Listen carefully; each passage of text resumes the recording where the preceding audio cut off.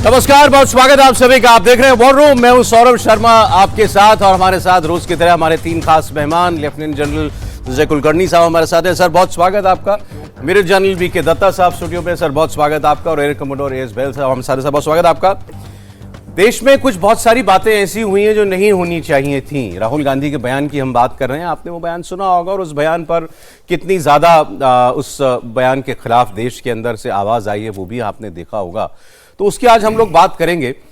इतने प्रमाण, सैटेलाइट की तस्वीरें, जब बम गिरे आतंकवादियों के ठिकानों पर तो उसका भी वीडियो, और उसके बाद दुनिया भर से जो बयान आए कि भारत ने जिस तरीके की कामयाबी हासिल की पाकिस्तान के ऊपर, पाकिस्तान के अंदर से जिस किस्म के बयान आए कि भारत ने घुसकर हमारे इतने बेसिस पर कैसे वार कर दिया, इतने शहरों में आखिर कैसे बम गिरा दिए, इस सब के बावजूद अगर कोई सरेंडर शब्द इस्तेमाल करे तो आप क्या कहेंगे? ऑपरेशन सिंदूर की कामयाबी के बाद भी राहुल गांधी बार बार पाकिस्तान के साथ सीज फायर को लेकर सवाल उठा रहे हैं। जब तक सीज फायर का मामला था तब तक तो फिर भी ठीक था, लेकिन अब शब्द सरेंडर इस्तेमाल हुआ है, इसलिए आज इसके बारे में थोड़ी लंबी बात करना जरूरी है। राहुल गांधी को जब जब मंच मिलता है वो ऑपरेशन सिंदूर के बहाने प्रधानमंत्री नरेंद्र मोदी को टारगेट कर रहे हैं। राहुल गांधी ने भोपाल में कार्यक्रम के दौरान प्रधानमंत्री नरेंद्र मोदी पर अमेरिका के राष्ट्रपति ट्रंप के फोन आने के बाद सरेंडर करने का आरोप लगाया। राहुल गांधी ने कहा कि बीजेपी और संघ वालों को मैं बड़ी अच्छी तरह जानता हूं, इन्हें जरा सा धक्का मारो डर कर भाग जाते हैं। राहुल गांधी का बयान पाकिस्तान में कैसे लपका गया, आज हम आपको यह भी दिखाएंगे, और उम्मीद करते हैं राहुल गांधी भी इसे देखें। पाकिस्तान की मीडिया राहुल गांधी के बयान को लूप बनाकर बार बार अपने पूरे देश को सुना रही है, और यह कोई पहली बार नहीं है जब राहुल गांधी पाकिस्तान में हेडलाइन बने हैं।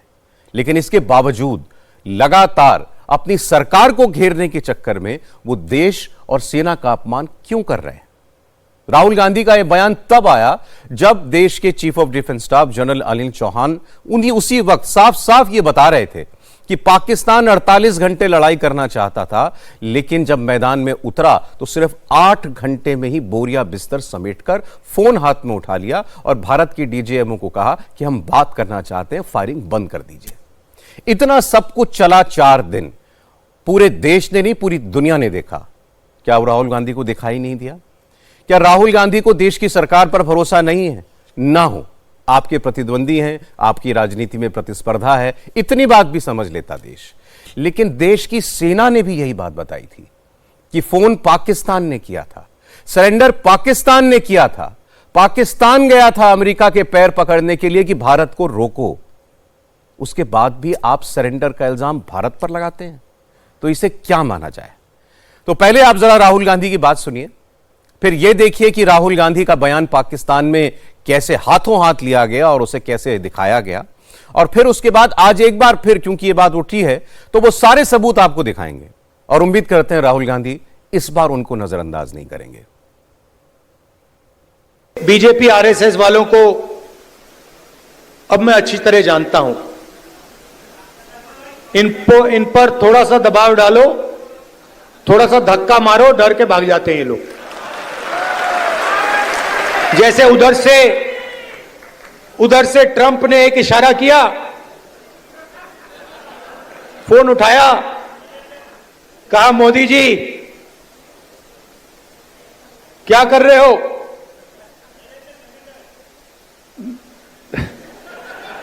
नरेंद्र सरेंडर, और जी हजूर करके नरेंद्र मोदी जी ने ट्रंप के इशारे का पालन किया। आपको एक समय याद होगा जब फोन कॉल नहीं आया था, 7th फ्लीट आई थी, 71 की लड़ाई में 7th फ्लीट आई थी, हथियार आए थे, एयरक्राफ्ट कैरियर आया था। इंदिरा गांधी जी ने कहा मुझे कुछ जो करना है मैं करूंगी।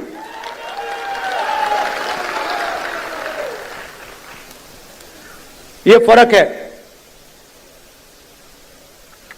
इनका कैरेक्टर है। ये सारे के सारे ऐसे हैं। आजादी के समय से सरेंडर वाली चिट्ठी लिखने की आदत है। एक सेकंड में थोड़ा सा दबाव पड़े भैया ये लो। राहुल गांधी को समझना होगा कि उनकी लड़ाई नरेंद्र मोदी के साथ हो सकती है, वो देश के साथ नहीं हो सकती। राहुल गांधी के बयान को पाकिस्तान में कैसे लिया गया, जरा आप ये भी देख लीजिए। पाकिस्तान दावा करता है कि कांग्रेस पहले तो प्रधानमंत्री मोदी की चुप्पी पर लगातार सवाल उठा रही थी, लेकिन अब कांग्रेस पार्टी अपने देश के प्रधानमंत्री का खुलकर मजाक उड़ा रही है। तो आइए जरा बात करें कि राहुल गांधी ने जो कहा तो आखिर क्यों कहा, और इसके कहने का मतलब अगर वो नहीं समझते थे बोलने से पहले, तो अब जरा उनको ये बात समझ में आनी चाहिए। मैं पहले जनरल दत्ता से शुरुआत करूंगा। सर, जंगें आपने खूब लड़ी और जंगों के परिणाम दुनिया जानती है।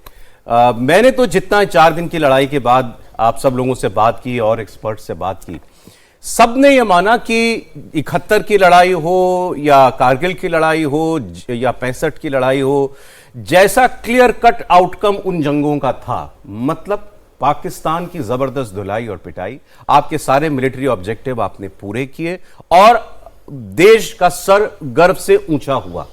ऑपरेशन सिंदूर ठीक वैसा ही था, फिर इसमें सरेंडर कहां से आ गया? सौरभ, बड़े अफसोस की बात है कि कोई भी हमारे मुल्क का लीडर हो, किसी भी पार्टी का हो, अगर उसका कोई बयान दुश्मन अपने मीडिया में चला के हमारे देश का अपमान कर रहा है तो बहुत शर्म की बात है।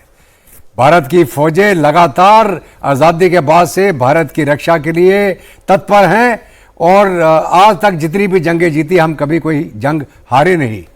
आज भी जब ऑपरेशन सिंदूर के माध्यम से हम पाकिस्तान को एक सबक सिखा रहे हैं, पाकिस्तान के अंदर दहशत फैला रहे हैं कि अगर तुम दहशतगर्दी करोगे तो हम तुमसे बड़े दहशतगर्द बन जाएंगे, तुम्हारे दहशतगर्दों को ढूंढ ढूंढ के मारेंगे और जो उनकी मददगार है उनको भी नहीं छोड़ेंगे हम। तो जब हम वो एक डर पैदा किया, जहां पर खुद डोजियर लेके पाकिस्तान पूरी दुनिया में घूम रहा है कि साहब हमें तो भारत ने कम बताया लेकिन मारा ज़्यादा, और यहां पर हम अपना मजाक खुद कर रहे हैं। हमें दुश्मनों की जरूरत नहीं है, हमारे दुश्मन तो खुद ही भारत के अंदर हैं। तो मुझे अफसोस है, मैं फौजी हूं, मेरे साथ के 2 को पैनल्स भी फौजी हैं, हमारा पॉलिटिक्स से कोई लेना देना नहीं है, लेकिन हमारी कोई सेना के शौर्य के ऊपर हमारे ऊपर कोई उंगली उठाएगा कि भारत सरेंडर करता है, वो उसको कुएं में डूब के मर जाना चाहिए।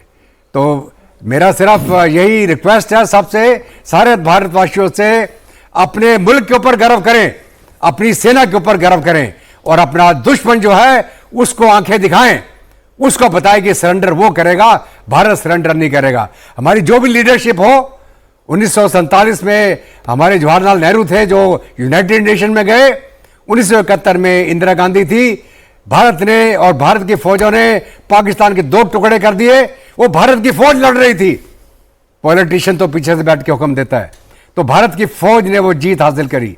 हमारे जो भारत की फौज ने 93,000 PW कैप्चर करे, आपने बिना पूछे उनको वापस कर दिया, और हमारे जो 54 PW थे आज तक वापस नहीं आए, वो वहां की जेलों में पागल होकर मर गए। तो मैं कुछ और बोलना नहीं चाहता हूं, बहुत खून खोलता है हमारा। तो मेरा सिर्फ ये रिक्वेस्ट है कि हमें अपने अल्फाज, अपने आप को थोड़ी पॉपुलैरिटी के लिए, अपने एक ऑडियंस जो आपको जिसको आप इंप्रेस करना चाह रहे हैं, आप दुश्मन के हाथ तगड़े मत करें, आप अपने भारत के, अपने देश के हाथ तगड़े करें, अपनी सेना के हाथ तगड़े करें और सेना को शाबाशी दें।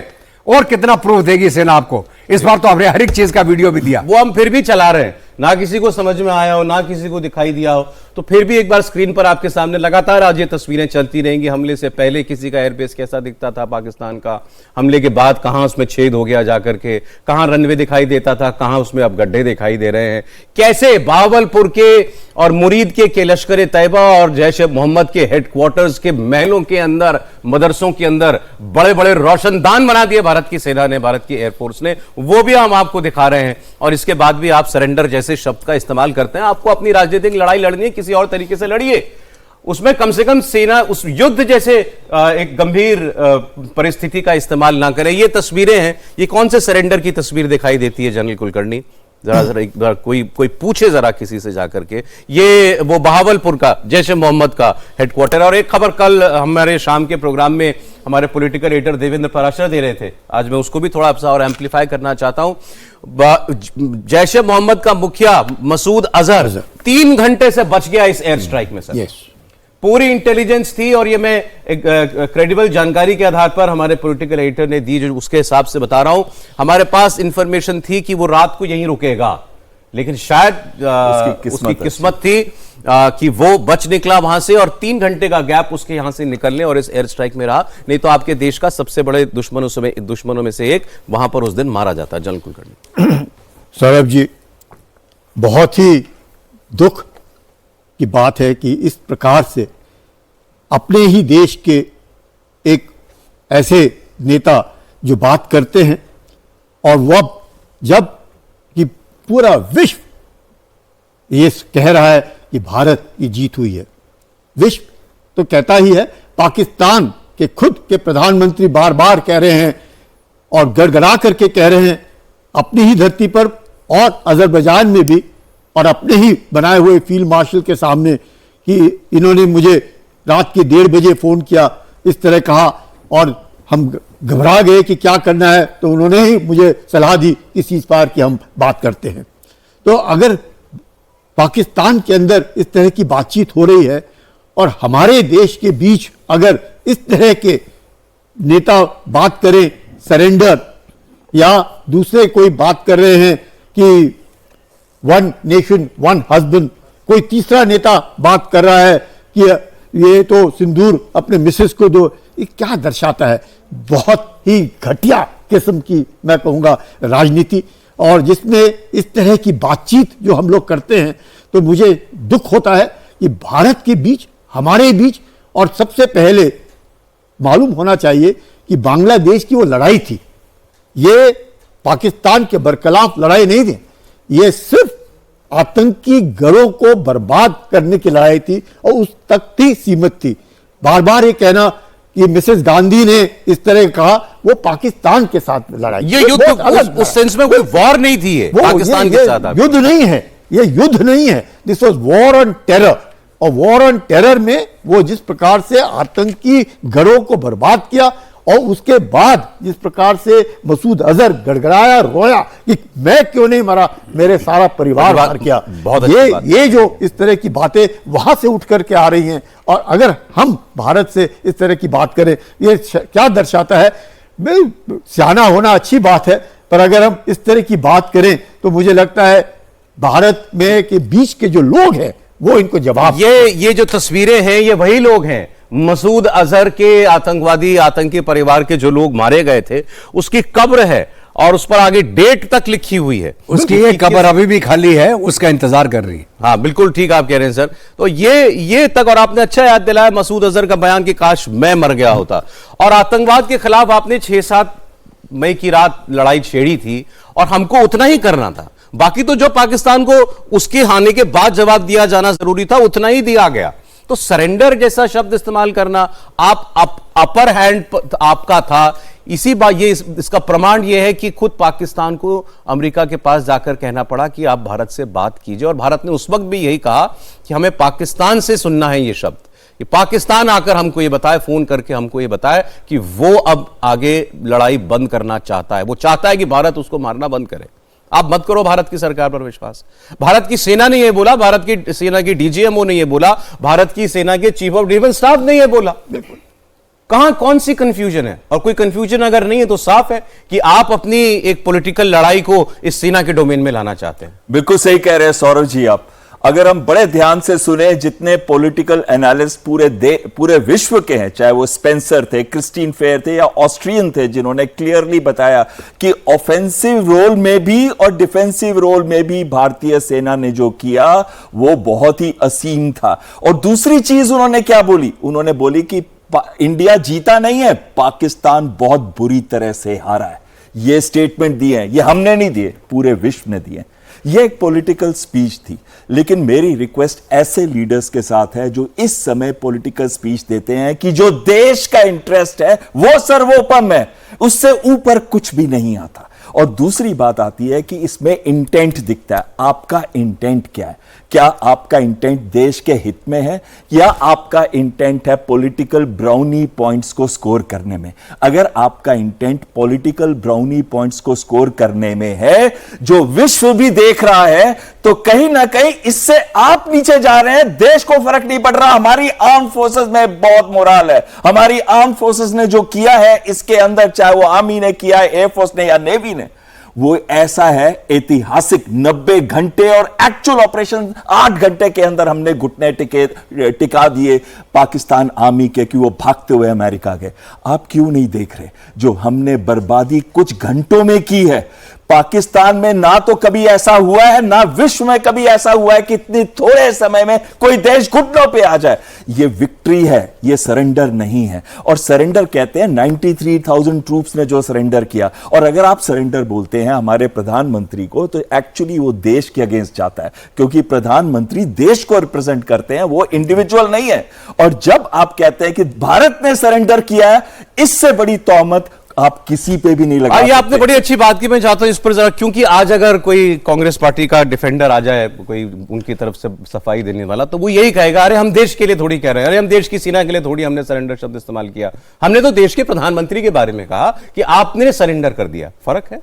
वो कोई फर्क एक्चुअली देखा जाए, जो देश का प्रधानमंत्री होता है वो देश को रिप्रेजेंट करता है। और जब भी आप देश के प्रधानमंत्री के बारे में बात करते हैं तो देश के बारे में बात करते हैं। इसमें कोई फर्क नहीं है, क्योंकि प्रधानमंत्री ने जो किया है इस वॉर के अंदर, सभी देश के इंटरेस्ट में किया। और एक चीज मैं बहुत अहम बताना चाहता हूं इसमें, हमने सिर्फ टेरर टारगेट्स पे हिट करना था, और उन 9 टेरर टारगेट्स में जिसमें 100 से ऊपर आतंकी थे, और हमारे पास इनपुट्स थे कि इसमें बहुत ही क्रूर आतंकी भी हैं, जैसे कि अबू जिंदल, हाफिज सईद और उसके 10 से 12 जो क्लोज रिलेटिव्स जिनकी अभी आपने दिखाई हैं ना। मैं ये कहता हूं कि अगर हमारा टारगेट सिर्फ वही था जो हमने एकदम अचीव किया, उसके बाद पाकिस्तान ने रिटेलिएट किया मिलिट्री स्पेक्ट्रम पे, और तब हमने मिलिट्री स्पेक्ट्रम में जाके जो तबाही मचाई कि पाकिस्तान घुटनों पे आ गया।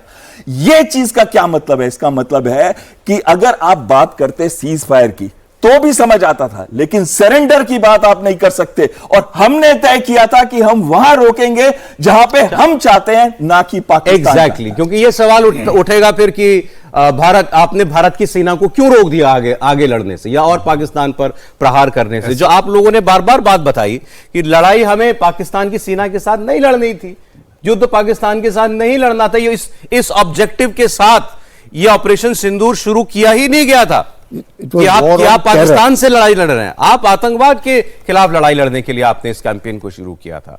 फिर इसमें कौन सी बात ना समझ में आने वाली है? और उसमें भी आपने जब यह कहा कि सीज फायर नहीं, ऑपरेशन सिंदूर अभी भी जारी है, cessation of hostilities, military hostilities, वो फिलहाल केवल रोका गया है कुछ वक्त के लिए, तब भी आप यह कह रहे हैं कि हमारा ऑपरेशन जारी है। सेना अभी भी हाई अलर्ट पर है। सेना को आज भी आदेश मिल जाए कि कोई कार्रवाई करनी है तो उसको कुछ घंटों से ज्यादा का वक्त नहीं लगने वाला है। और उसके बाद भी इस किस्म की बात। तो मैं आपको पहले इसका एक पॉलिटिकल जवाब भी दिखा देता हूं। राहुल गांधी के इस सरेंडर वाले बयान पर बीजेपी किस तरीके से रिएक्ट कर रही है? ये समझना है, सरेंडर तो याद करिए, राहुल गांधी जी केवल 2 साल पहले आप विदेश में गए थे और आपने कहा था, why the defenders of democracy America and Europe are silent and not interfering in India. यह था सरेंडर। 15 जुलाई 2011 को आपने कहा, it's impossible to totally control terrorism. यह था आतंक के आगे सरेंडर। 26/11 के हमले के बाद आपकी सरकार ने शर्म एल शेख में कहा कि कंपोजिट डायलॉग प्रभावित नहीं होगा आतंकी घटनाओं के साथ। यह था आतंक की मानसिकता के साथ सरेंडर। 1995 में नरसिम्हा राव सरकार के समय एक फोन आया और भारत ने अपना एटॉमिक एक्सप्लोजन रोक दिया। यह था सरेंडर। 1971 में 93,000 प्रिजनर ऑफ वॉर थे।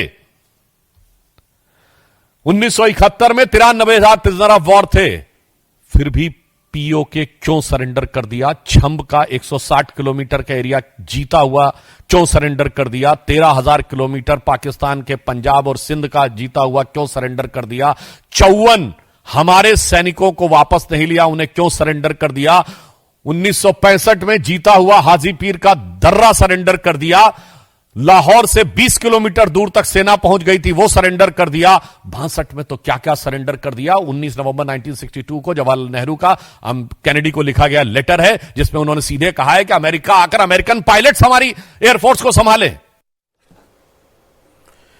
तो ये जवाब था, लेकिन इसमें फैक्ट थे, पॉलिटिकल जवाब था, लेकिन फिर भी इसमें कुछ फैक्ट दिए गए हैं। हम बात करते हैं उसके बारे। आज तक 1 महीना हो गया इन्हीं मेहमानों के साथ बात करते हुए, मैंने कभी आप लोगों से किसी पॉलिटिकल सब्जेक्ट पर कोई डिस्कशन नहीं किया।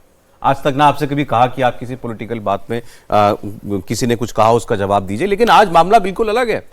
अब अगर किसी और सबूत की भी दरकार है तो खुद पाकिस्तान के प्रधानमंत्री को सुन ले राहुल गांधी। उसी field marshal, fraud marshal Asim Munir के सामने बैठकर क्या कह रहे थे वो, कि हम कुछ करना चाहते थे, उससे पहले भारत ने हम पर ब्रह्मोस से हमला कर दिया। On 9th and 10th night, we decided to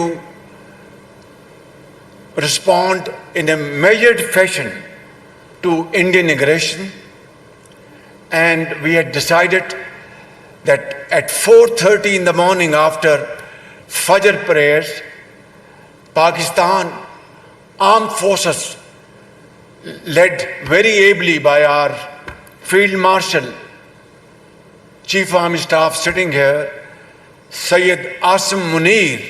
But before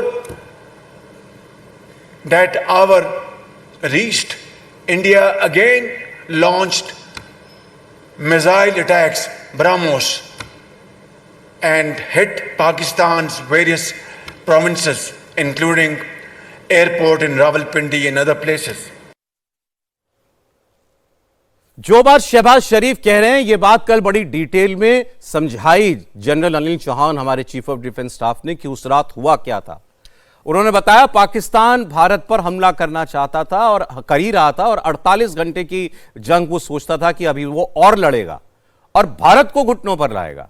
लेकिन उसकी 48 घंटे की जंग की तैयारी भारत ने 8 घंटे के अंदर अंदर निपटा दी।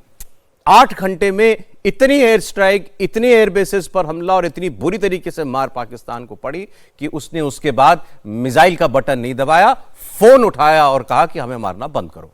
सुनिए जरा। 10th of May at about 1 a.m. Its aim was to get down India to its knees in 48 hours.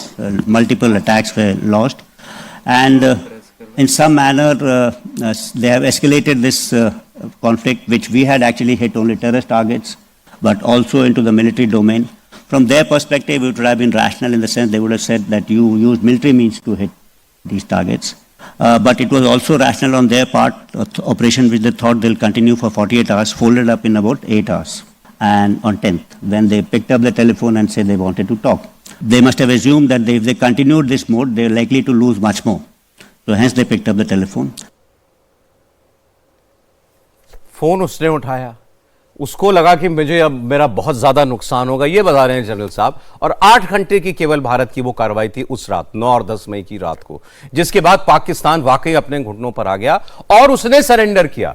और उसके बाद भी सवाल आज ये भारत से पूछा जा रहा है जनरल साहब। बिल्कुल सौरभ, देखिए ऐसा है कि आपने शायद जनरल खंडारे का भी बयान सुना हाँ जी, होगा। बिल्कुल, उनका वो हमारे प्रोग्राम में आए थे। जब ये बात हुई कि क्या साहब केडारा हिल में इनके न्यूक्लियर असेट्स के ऊपर भी क्या स्ट्राइक हो गई थी, तो उन्होंने बोला था कि अगर पाकिस्तान उस समय सीज फायर के लिए नहीं बोलता तो क्या भारत लगातार और हमले करता रहता। उन्होंने बोला बिल्कुल। कहने का मतलब ये था कि अगर पाकिस्तान बाज नहीं आता, उस समय नहीं रुकता, तो हम उसको और भी गहरी मार मारने वाले थे। अभी तक तो हमारे नेवी के सेट ही यूज़ नहीं हुए थे, हमारे एयरफोर्स के पूरे सेट यूज़ नहीं हुए थे, हमारे आर्मी के ground based missile systems use ही नहीं हुए थे। सिर्फ लिमिटेड कार्रवाई चल रही थी लाइन ऑफ कंट्रोल में, और थोड़ा सा जो वर्किंग बॉर्डर बोलता है जम्मू रीजन में वो। तो कहने का मतलब ये है कि पाकिस्तान बहुत बड़ी मार खाने से बच गया, और ये अच्छा हुआ कि उसने फ़ोन उठा के हाथ जोड़ दिया हमारे DGMO को कि साहब ये आप जंग रोक दीजिए। मैं एक और बात बताना चाहूँगा, जब हमने टेररिस्ट टारगेट को स्ट्राइक कर दिया था तो हमने उसको ऑफ रैंप दिया था कि हमने बोला भाई हमने टेररिस्ट टारगेट हिट करे हैं, हम कोई और अभी एस्केलेशन नहीं कर रहे हैं। लेकिन पाकिस्तान ने उसके एवज में एक भारी काउंटर अटैक किया भारतीय सेना के ऊपर, और उसके एवज में फिर हमने इसको एक मिलिट्री रिस्पॉन्स दिया था। तो कहने का मतलब यह है कि हमारा कोई इंटेंशन नहीं था जी, बिल्कुल। पाकिस्तान की आर्मी को नहीं, एंगेज इसमें एक करने का। फैक्चुअल गलती भी है राहुल गांधी के बयान में सर, मुझे भी बिल्कुल। जनरल कुलकर्णी ने भी ठीक याद दिलाया आपने। देखिएगा सौरभ जी, क्या ट्रंप ने मोदी जी से बातचीत की? नहीं की। बातचीत किसकी हुई? पाकिस्तान के डीजीएमओ की, अपने डीजीएमओ के साथ। तो अब कहाँ पे बात हुई सरेंडर और नरेंद्र, मुझे ये नहीं समझ में आया। तो ये जिस तरह की बातें हैं, these are loose talks which must be totally avoided. और लोकतंत्र है, आपको बात करने की पूरी आज़ादी है, तो उसके ऊपर कुछ तो ये होना चाहिए रिस्ट्रिक्शन, कुछ तो अपनी समझदारी होनी चाहिए कि आप देश के बारे में बात। और फिर उसके ऊपर कई बार हिपोक्रेसी हम देखते हैं। हम फौज के बारे में कुछ नहीं कह रहे, हम तो उनके लिए कह रहे हैं। गलत। वो आज देश का नेतृत्व कर रहे हैं, और जब वो देश का नेतृत्व, क्या वो लड़ रहे हैं? हम लड़ रहे हैं, फौज लड़ रही है। तो अब इस तरह की बातें जब करते हैं तो पूरे देश के ऊपर इस तरह, और मजाक जिस प्रकार से उन्होंने कहा, वो मजाक लगा, जिस प्रकार से sarcastically commenting which is absolutely unwarranted. मुझे ऐसा लगता है कि इस तरह की बातचीत नहीं करनी चाहिए, और माफी मांगने में फायदा होएगा बनिस्पत इस बात को खींचना कि नहीं सरेंडर। तो राहुल गांधी शुड अपोलोजाइज। राहुल गांधी ने माफी मांगनी चाहिए, इस तरह की माफी मांगनी चाहिए। इससे आफ्टर ऑल सरेंडर किसने किया? पाकिस्तान ने सरेंडर किया। फोन किसने किया? पाकिस्तान ने फोन किया। क्या हमने फोन किया? बिल्कुल फोन नहीं किया, पाकिस्तान ने फोन किया। उनके डीजीएमओ ने कहा कि हमें बार बार ये लड़ाई रोकी जाए। तो इस तरह की बातचीत करना बहुत गलत और निंदनीय मैं कहूंगा। आपने भी कहा कि राहुल गांधी ने जैसे हंसते हुए कहा, तो राहुल गांधी ने जो बात कही वो शायद एक ऐसे कॉमेडियन का जोक था जिस पर कोई नहीं हंसा। और राहुल गांधी को अगर भारत की सरकार पे भरोसा ना हो, भारत के विदेश मंत्रालय पे भरोसा ना हो, तो कम से कम राहुल गांधी को भारत की सेना के बयानों पर तो भरोसा होना चाहिए। लेकिन इसके बावजूद अगर आप इस किस्म के बयान देते हैं, तो या तो आप किसी को खुश करने के लिए बयान दे रहे हैं, या फिर आप किसी खुशफहमी में रहने के लिए ऐसे बयान दे रहे हैं।